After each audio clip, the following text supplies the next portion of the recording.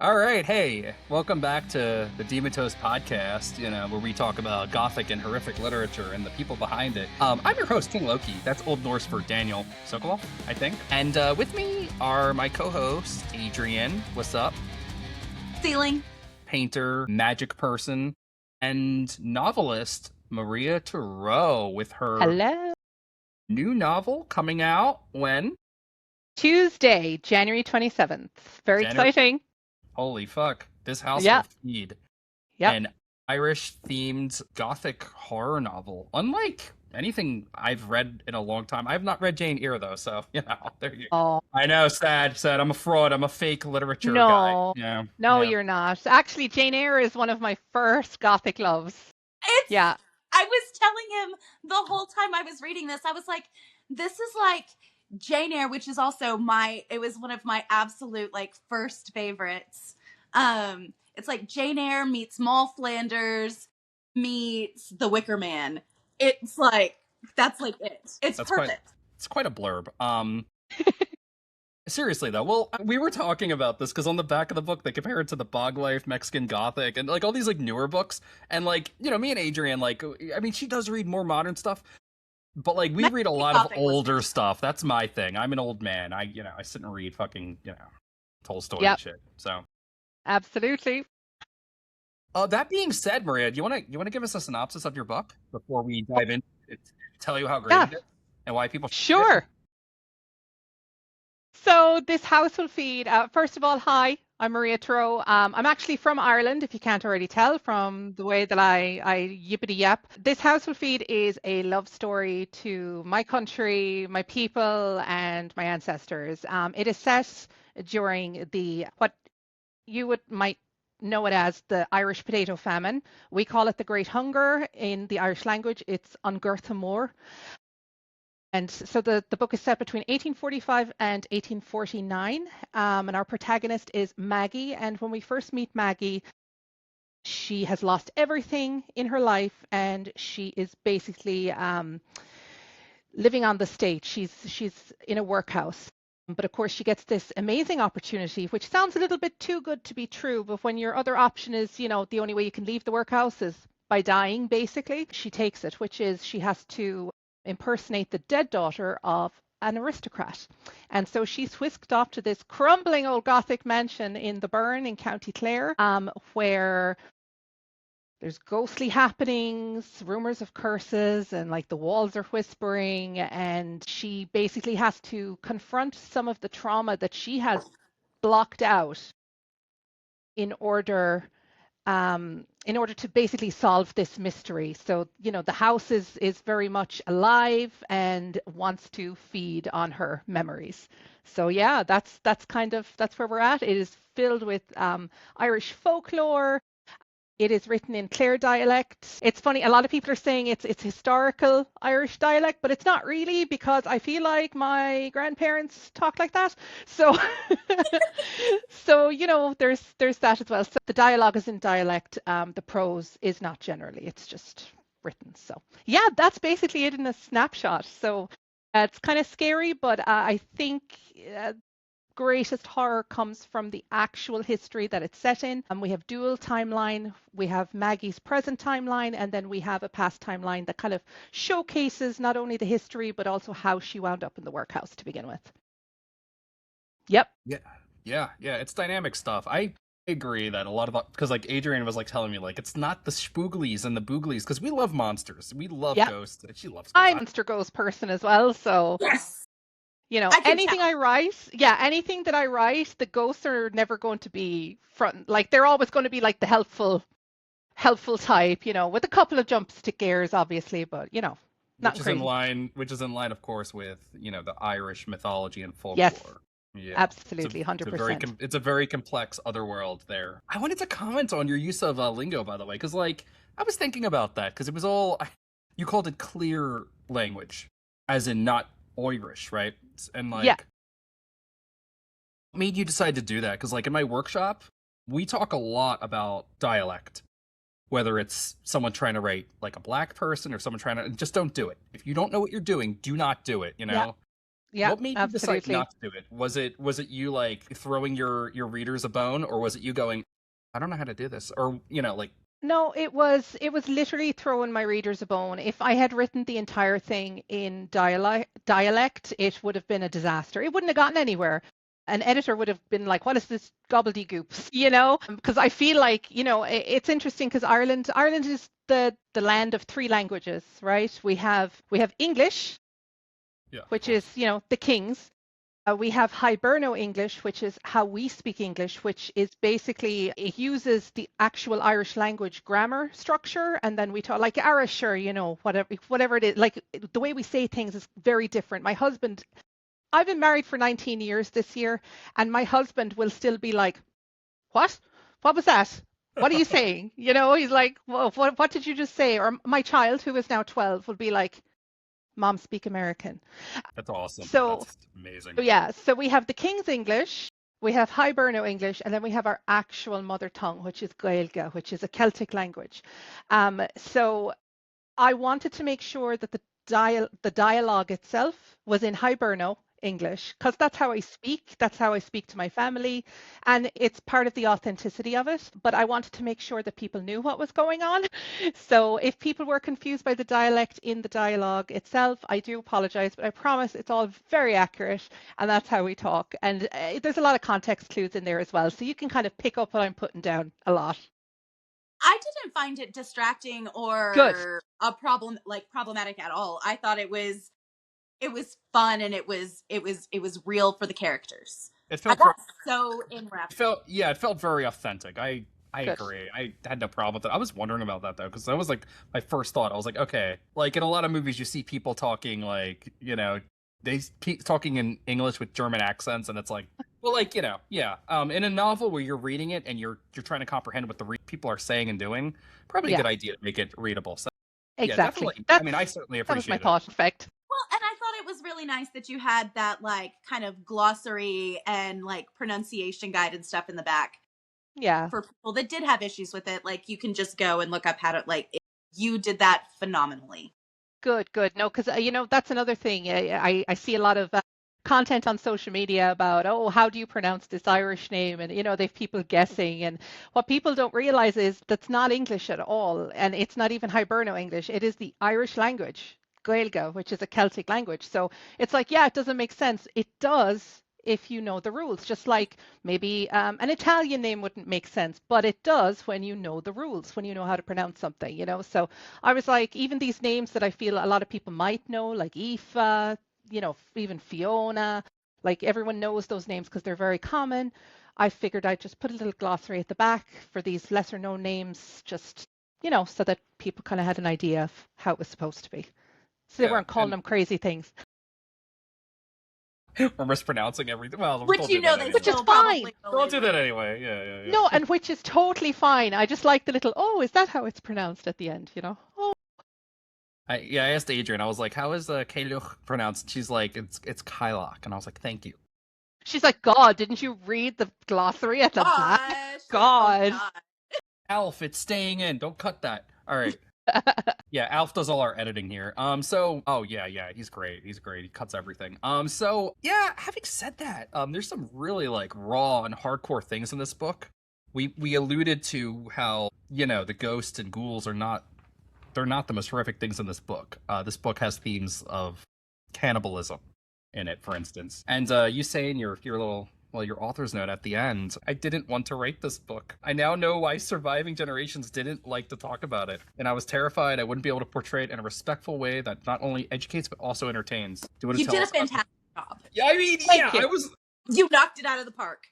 I appreciate that a lot. It was very difficult to wrap my head around it. I had been toying with this idea of maybe writing a book that's set during the Great Hunger and what that would look like. And you know, every time I thought about it, I was like, well, it's either going to come across like a textbook, right? A nonfiction kind of textbook, or I don't know, it'll be disrespectful. So it took a lot of time. This book, I think, I wrote the first line in 2017, and I sent this book to my agent in, my God, 2024, I think. It was really like It took a long time. And, it was one of those things where I wasn't sure if I had hit, because it's such a knife, a sword edge to try and balance on, because it needs to be respectful, because people don't talk about this at home.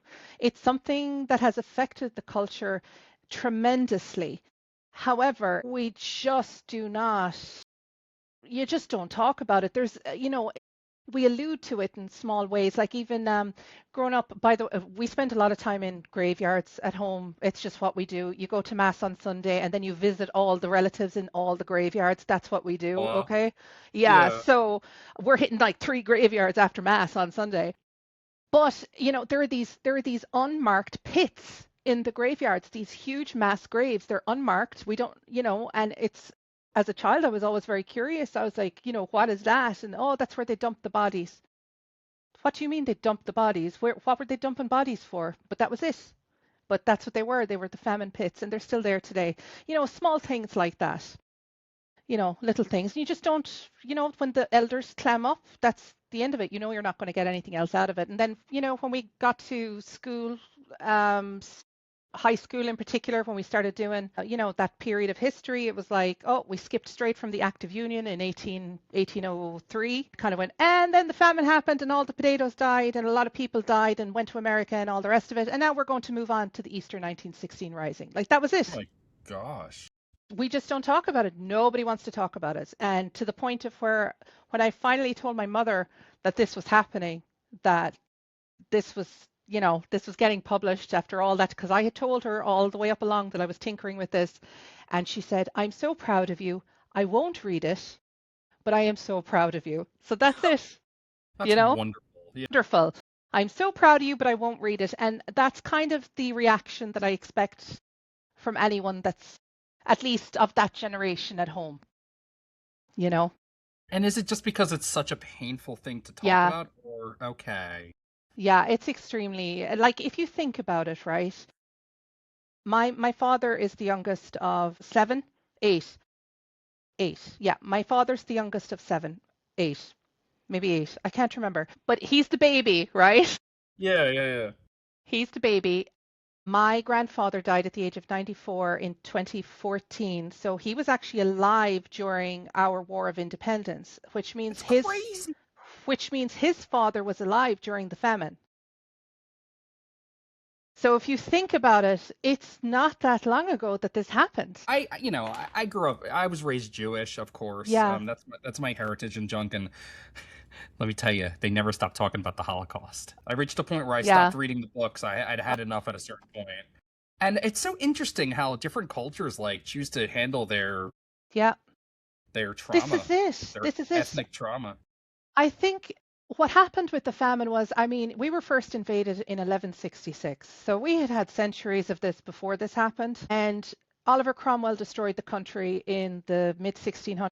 And I think after that, that's kind of the catalyst of what led up to the conditions that caused what happened, 1845. I think everyone was so downtrodden from what had happened in the 17th century that by the time the famine came along, it was just whoever came out of it, whoever survived it, just said, we're alive.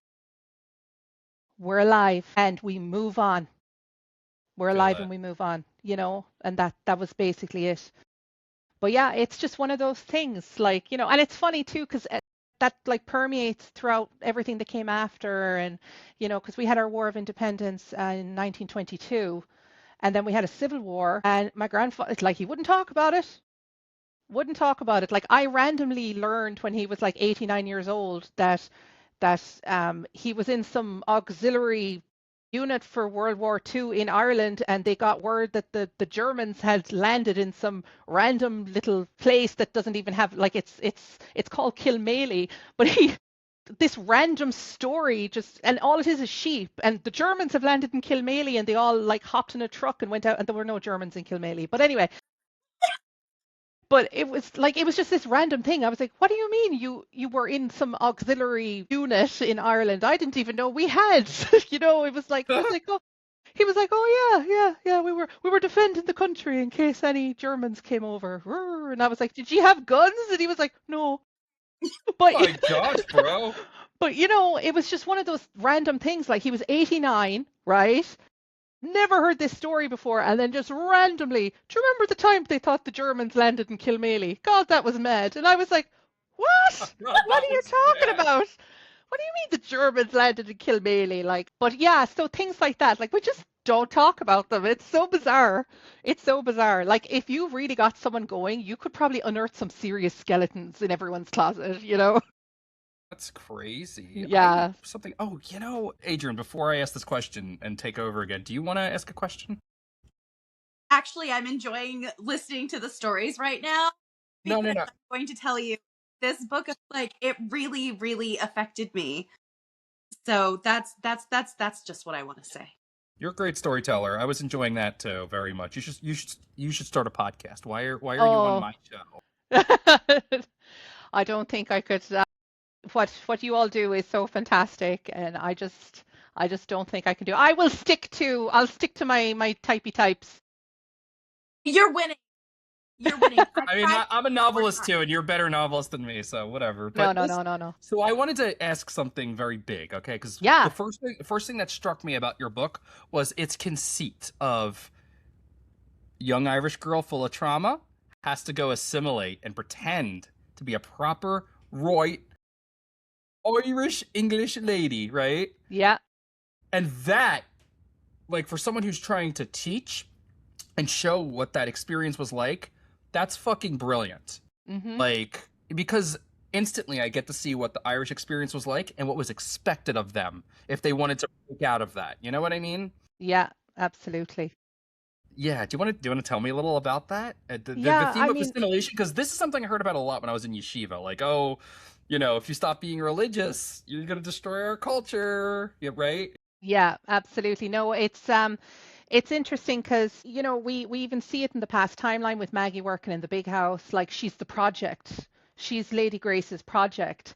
And she doesn't speak with the savage tongue. Listen to her. She can speak English like we do. So what we see there is almost the ripping, the sundering, I suppose, of Yeah. language from the person. Like when you take away that language, suddenly she's viewed as civilized, right?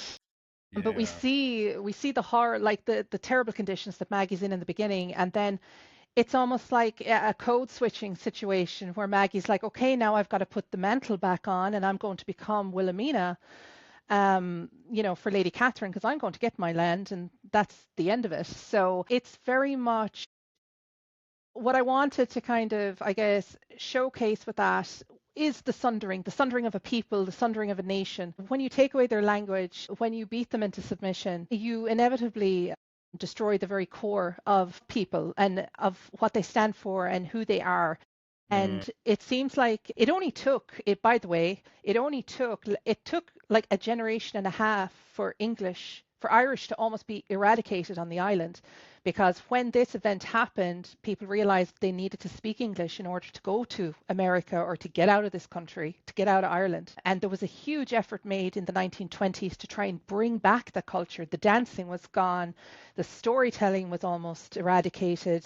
And even to this day, it's very, and now apologies to anyone from Ireland that's watching this. I do apologize, but I think after having moved to the States, I can appreciate the things that I've left behind in a way that I wasn't able to appreciate them when I was there in the country. Like very much growing up, Maria, you have to go learn fiddle, like traditional fiddle. I don't want to learn traditional fiddle. I want to learn the violin. I want to do like symphony orchestra stuff. Like very much anything traditional was kind of viewed a little bit as backwards almost. And I feel like people are still like we learn the Irish language. We have to learn the Irish language. We learn it in school from the age of 3 up until 18. And after 18, we go, oh, thank God that's over with now. We don't ever have to talk. We don't ever have to speak that again. And even when I was younger, I was sent to elocution lessons. And now I thought everyone in the world went to elocution lessons. Elocution was the way that I could drop my own accent and speak in the King's, like to speak as if I'm very educated and very much. educated, civilized. You will get farther in life if you go to elocution so that you can speak and enunciate. As an American, ain't nothing educated about speaking English or being American. Especially not No, these days. absolutely. And it's just interesting. And the thing is, I don't know if anyone from Ireland is going to see this. I do apologize. I'm not ragging on anyone or myself or the culture or anything. It's just so interesting that to this day, it feels like there's this permeating idea that in order to be seen on the world stage, in order to be important on the world stage, we almost have to adopt the very things that we tried to, like, we have to drop the things that we tried to take back and adopt this, very, I don't know.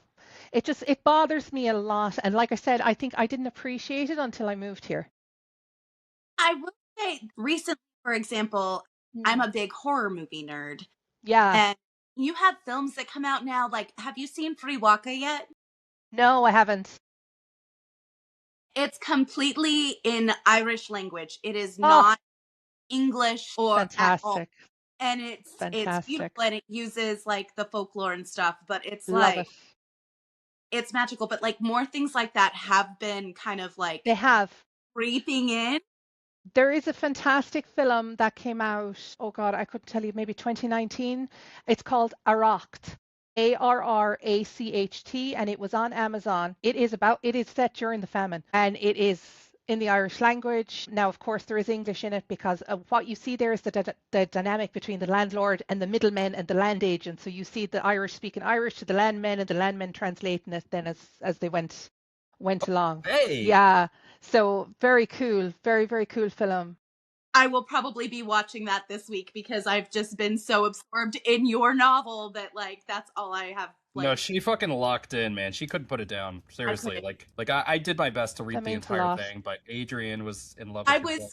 I was literally texting him for the last like 4 days, just like completely enraptured with it. It's beautiful and it's magical and it's tragic and it made me cry in the most horrific but also beautiful ways. And anyone who's gone through grief and trauma, the way that you handle it with such grace, there's such an understanding and a kindness to the way that you deal with it. Yeah, and I think we need to underscore that and highlight that because, again, our main character, the first thing we hear from her is that she's thinking about her brother's flesh and how she ate him. But it wasn't like some kind of like, Donner Party situation. No, he died and she ate him to stay alive when he visits her as a ghost. There's no malice from him. You know what I mean? He's there to help. He is there to help her, and he gave her that flesh. He wanted her to survive.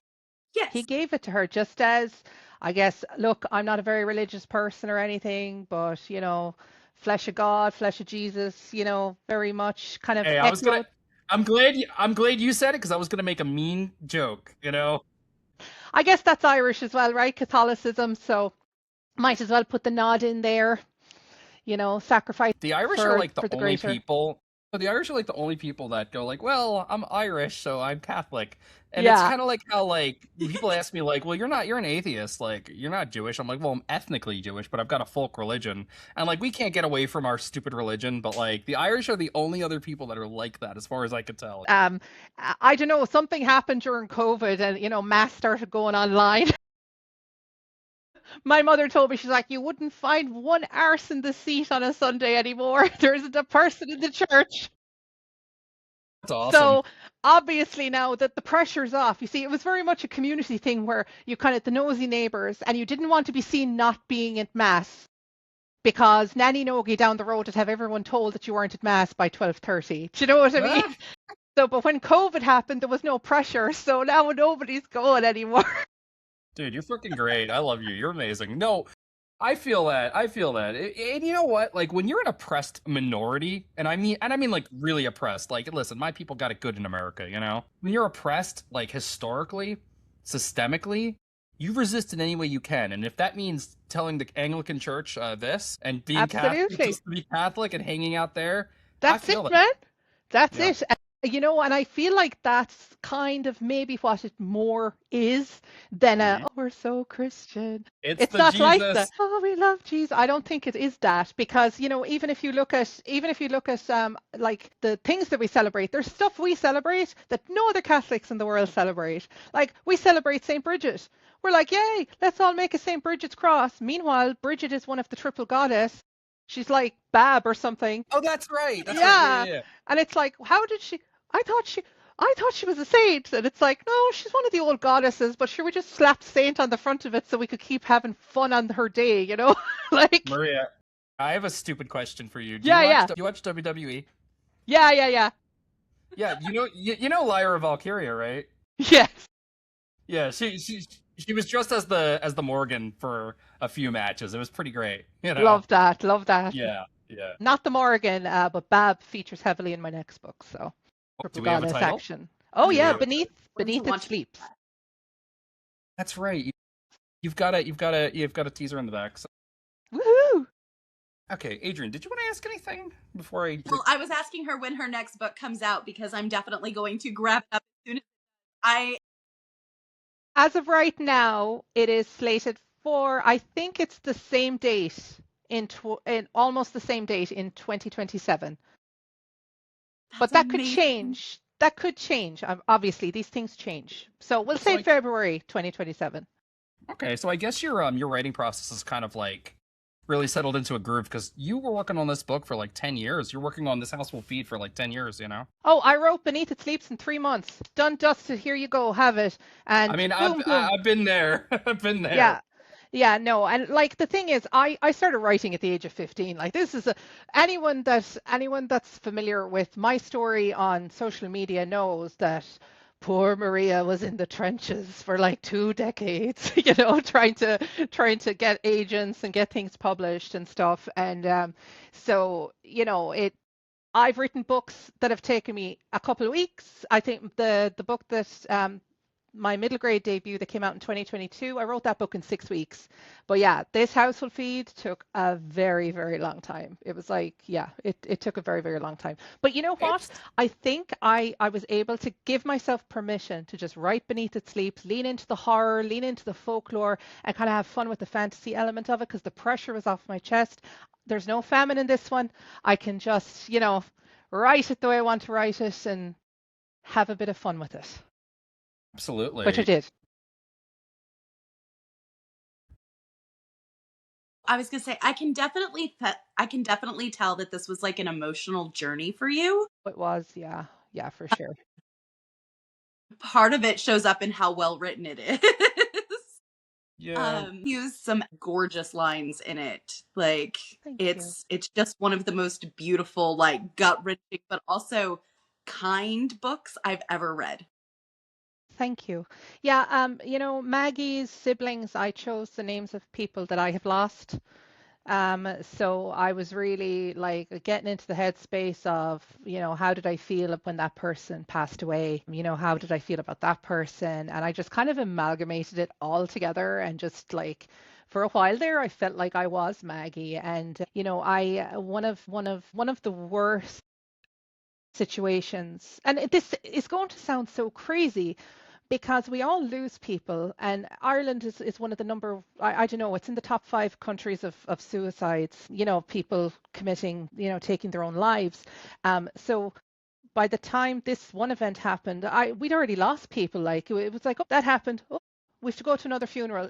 This stuff happens. But when I was 17, I think it was 5 days 6 days before my 18th birthday, my grandmother passed away. And for some reason, that death hit me so hard. It took me more than 10 years to come out of that fog.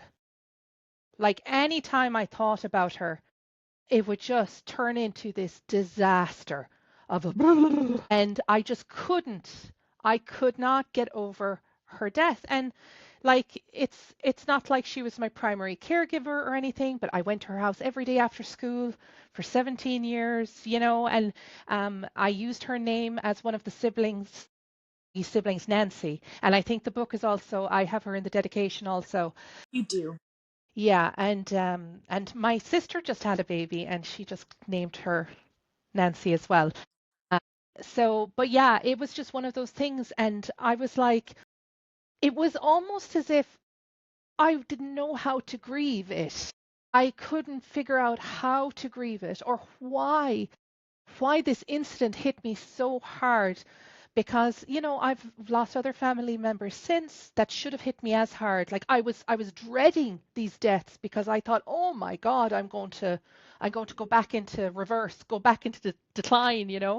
And it didn't happen like that. And just trying to figure out from my own standpoint, it was therapy. Writing Maggie was therapy because I was able to work through some of my own why and I think a lot of it was you just swallow it down. The funeral's over and you get on with it. And that just wasn't enough for me at the time because I was only 17. I was moving from high school into university. There was a lot going on in my life at the time, and I just was not able to process it because I wasn't allowed to process it because I had to keep going. I had to go to university. There was a lot going on.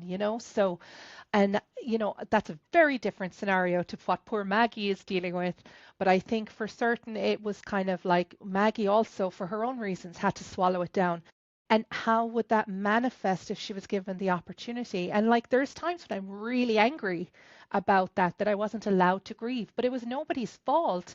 It was just this cultural thing that I knew I had to push through.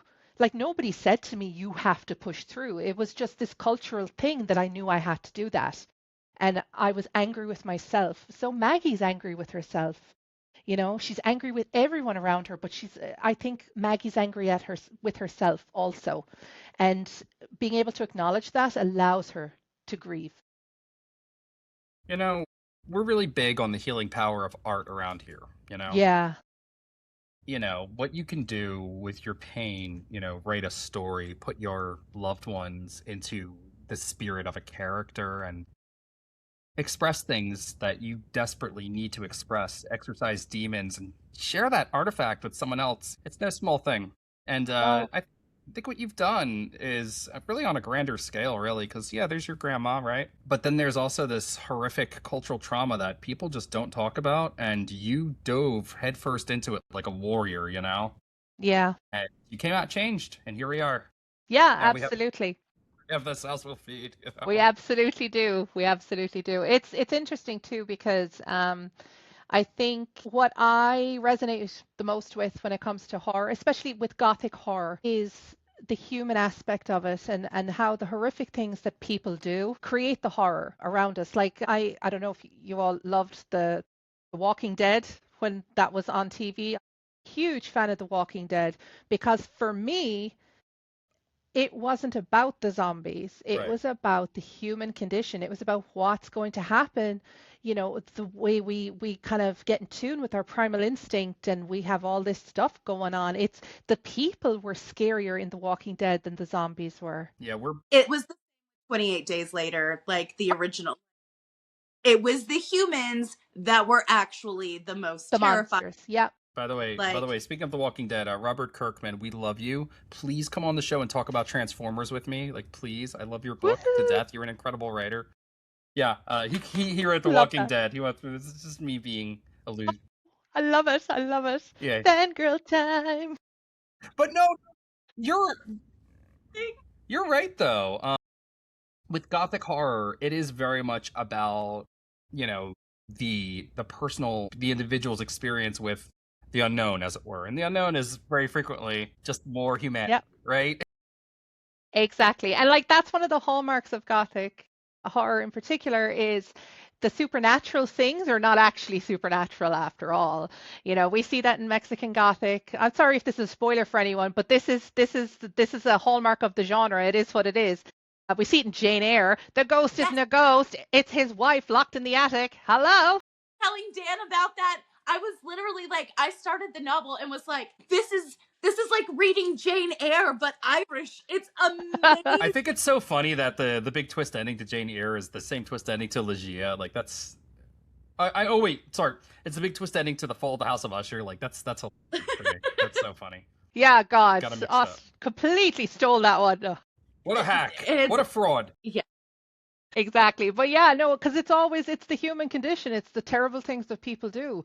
And I think it made sense. A lot of people are like, this is so bizarre that you wrote a Gothic in the middle of like Irish history and like, what? That's not. What's happening? I'm like, do you read Gothic? Do you know Irish history? It like goes hand in hand. We like invented it. People don't know what Gothic means. They think it means you dress like No. Beetlejuice and you start podcasts where you talk about dark poetry.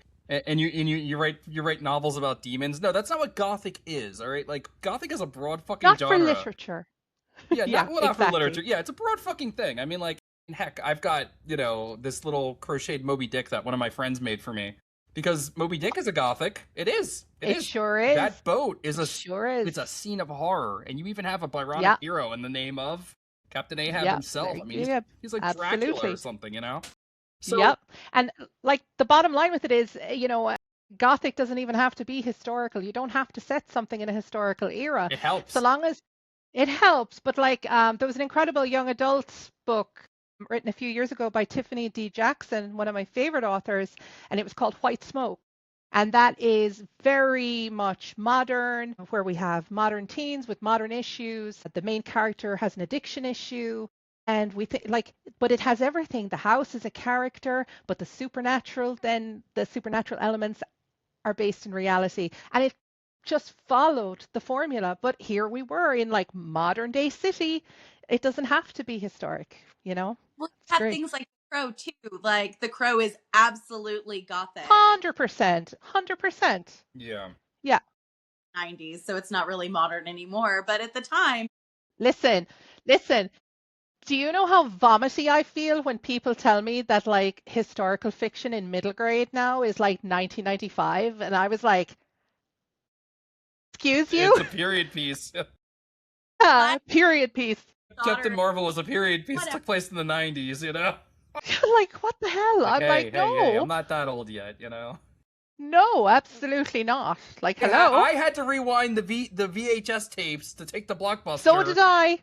And you got a right talking to if it wasn't rewound when you brought it back. Rewind got a the big what? To take where? What's rewind? What does that mean? What are you talking about, old man? if you didn't rewind the VHS Can't you just, before you were can't you just put your finger on the screen and go, "Ooh," and take it back?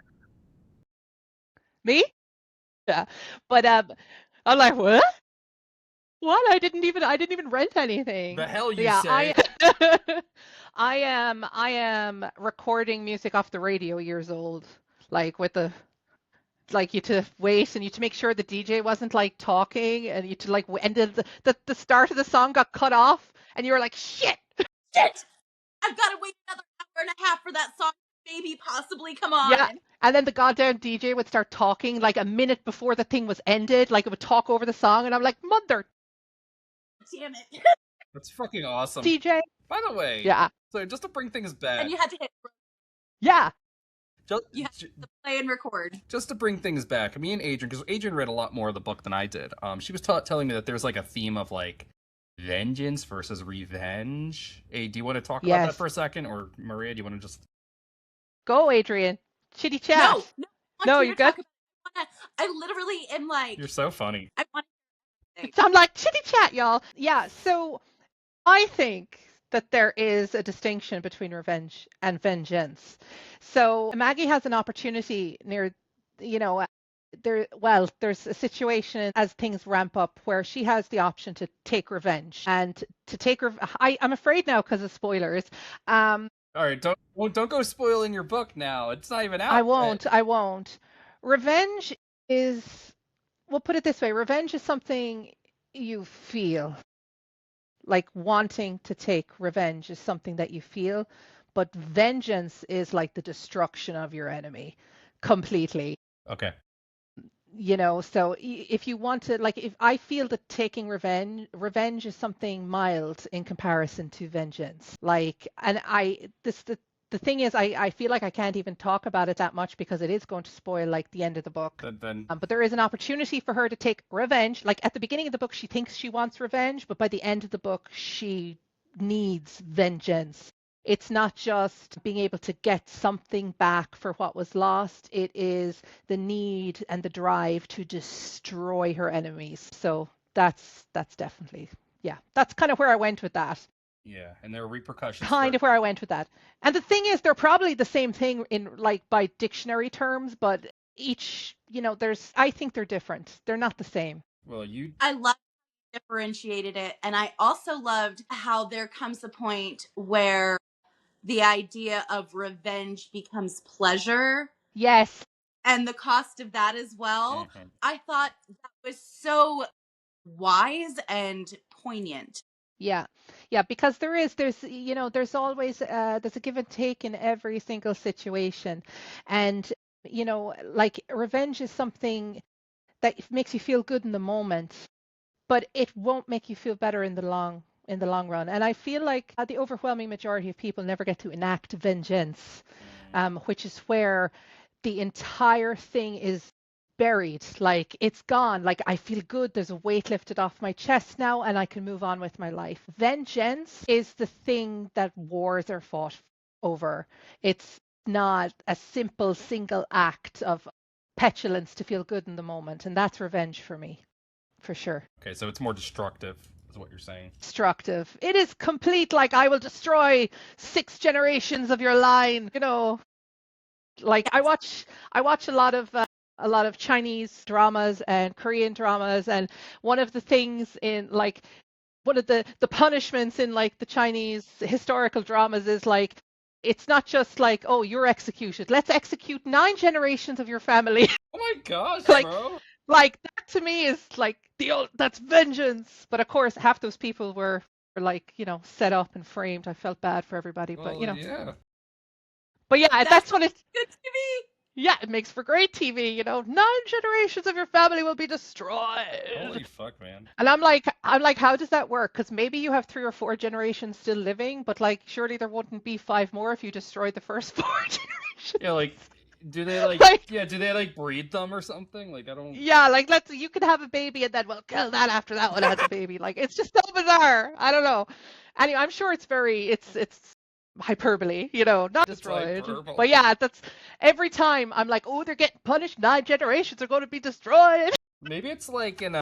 Maybe it's like in a, Alice in Wonderland where, the mock turtle or the griffin, whichever one it was, is like, yeah, she doesn't actually kill. The Queen of Hearts doesn't actually kill anyone. She just says that. They just let him go, Yeah. Love it. Yeah.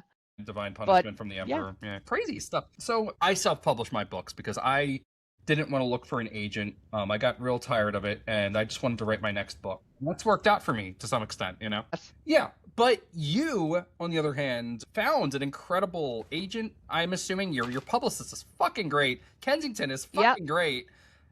They're Do you have fantastic. any advice for people looking to publish traditionally? Yeah, I absolutely do. And, I'm also a freelance editor and I have been for 15 years. So, I've seen the ins and outs, the uglies of the system.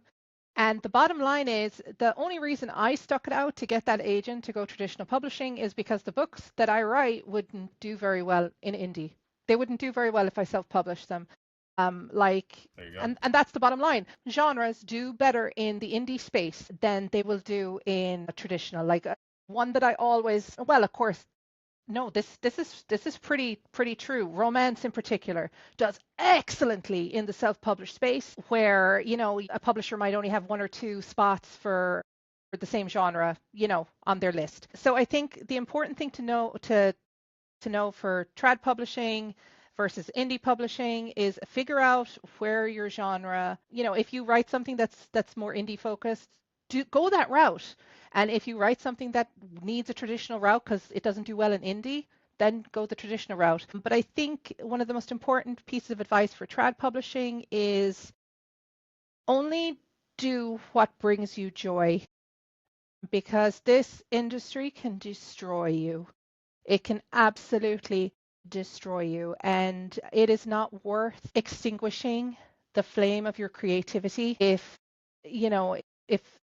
this thing does not bring you joy. What is the point in writing these incredible stories, and everyone has an incredible story in them, for it to never see the light of day, and your light is extinguishing every time you send a query out to an agent? So it will destroy you if you let it. make sure that the genre you're writing is suited to trad versus indie. That's something every person has to decide for themselves. You have to really look at the market and figure out where you'd be best positioned, and do not do anything that takes your joy away, because you are important, your stories are important. And I stuck it out for 20 years before I found my agent. And that is only because my mother went to a psychic, and that psychic told her that her daughter was going to be published. And my mother was like, well, it's not the young one, so it must be Maria.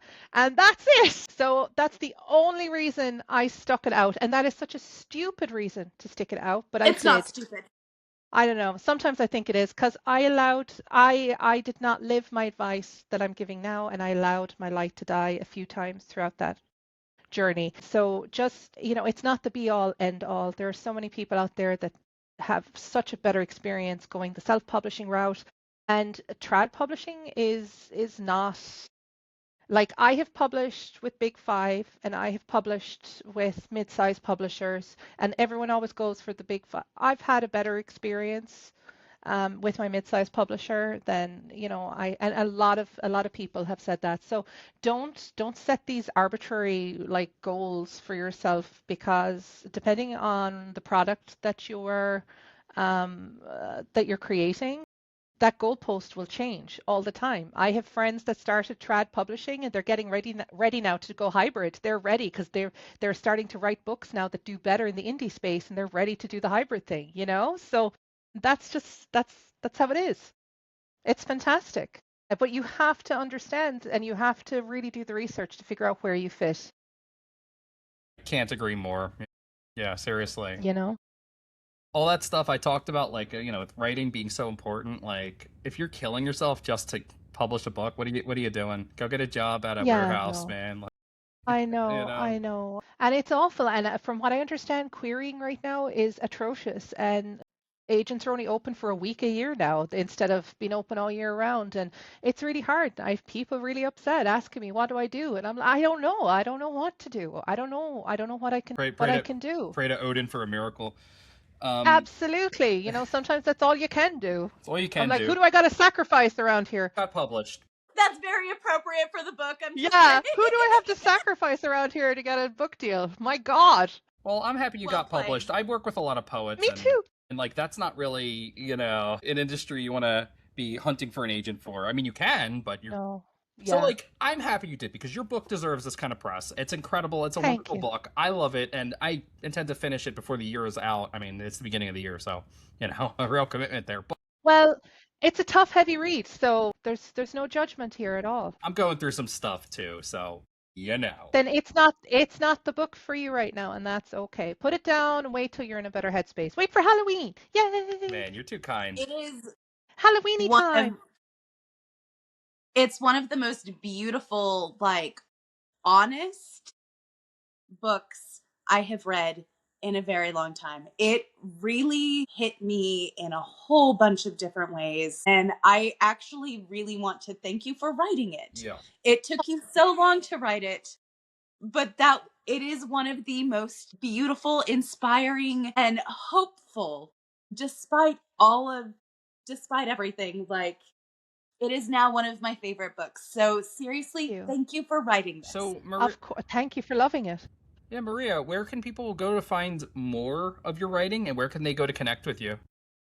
So I have a website. It is mariatureau.com. Nice and easy. And I'm also on Instagram at Maria_Tureau. I'm also on the platform formerly known as Twitter. Hey, bro, I don't go near that. Even as a marketing. I'm not on there. Listen, I work so hard. I have like tens of thousands of followers on there, and nobody's there anymore. I go on there now, and I like send a little thing up for marketing, and it's like crickets. It's a graveyard. It's all Nazis. It's a complete graveyard. Nazis and robots. Yeah, it's all fake. No. So the reason I didn't deactivate is because I didn't want someone to take my handle. That's basically it. Priorities. So I'm mostly on Instagram. I'm trying the TikTok thing. It's real hit or miss, but it's all Maria_Tureau. So that's where I'm at. You got to hustle. And yeah. That's it. You gotta hustle. And if anyone has any kids that like to read, The Last Hope in Hopetown came out in 2022, best middle grade of 2022 from the School Library Journal. It is a vampire story that's very much Stranger Things and a little historical in there, set in Pennsylvania, but it utilizes the folklore of the Overthok, which is the Irish vampire. Fuck. Daughter is 14 and she would absolutely die over that. Also, I'm a huge vampire nerd, so I will die over that as well. I mean, I live in Philadelphia, so I mean, yeah. Boom. Kind of interesting. It's like, yeah. Okay. Yeah, so The Last Hope in Hopetown, very much Stranger Things, but vampires. Adrian, Fun times. was that vampire the one that was in that movie we watched with Mike? Yes. The Abertac? The Boys of County Hell, which was also an Overtalk is in that? Yes. Brilliant. Go watch it. It's fucking great. It's fucking delightful. Yeah. That's brilliant. The Overtalk is having its moment, and I'm really happy about this. Like, I don't even think, like, because what people don't understand is Bram Stoker, yeah? Hero. Okay.